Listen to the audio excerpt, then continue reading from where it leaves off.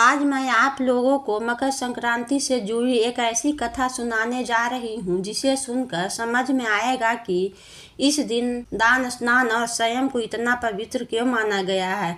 आज मैं वही कथा आपके साथ साझा करने जा रही हूँ। धर्मशास्त्रों में मकर संक्रांति के पौराणिक कथा इस प्रकार है। सूर्यदेव भगवान की दो पत्नियां थी, एक का नाम छाया और दूसरी पत्नी का नाम संज्ञा थी।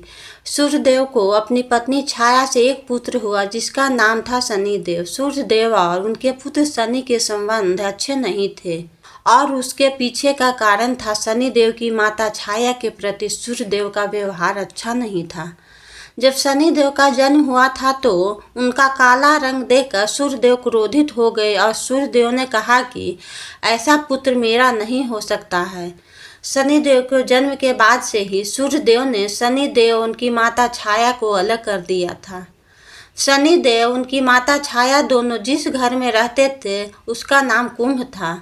सूर्यदेव के इस व्यवहार से उनकी पत्नी छाया क्रोधित हुई और उन्होंने सूर्यदेव को कुष्ठ रोग का श्राप दे दिया। छाया के श्राप से क्रोधित होकर सूर्यदेव ने छाया और शनिदेव का घर जला दिया। इसके बाद सूर्यदेव की पहली पत्नी संज्ञा से एक पुत्र हुआ, उसका नाम यम था। यम ने सूर्यदेव को छाया के श्राप से मुक्ति दिलाई और साथ ही यम ने सूर्य से मांग रखी कि वह माता छाया और शनि के प्रति अच्छा व्यवहार करें। इसके बाद सूर्यदेव को अपनी गलती का एहसास हुआ और वे पत्नी छाया और पुत्र शनिदेव से मिलने के लिए उनके घर पहुंचे। जब सूर्यदेव शनिदेव के घर पहुंचे तो वहां सब कुछ जलकर राख हो गया था। सूर्यदेव को देखकर शनिदेव बेहद प्रसन्न हुए और उन्होंने काले तिल से अपने पिता का स्वागत किया।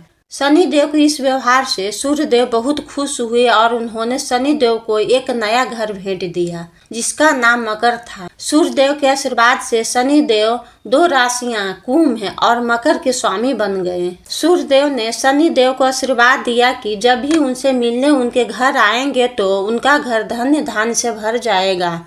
सूर्यदेव ने कहे कि मकर संक्रांति के मौके पर जो भी मुझे काले तिल अर्पित करेगा उनके जीवन में खुशहाली आएगी। इसी कारण जब सूर्यदेव मकर राशि में प्रवेश करते हैं तो इसे मकर संक्रांति के रूप में मनाया जाता है। मकर संक्रांति के दिन सूर्यदेव की पूजा में काले तिल का प्रयोग करने से घर में धन धान्य की कमी नहीं रहती है।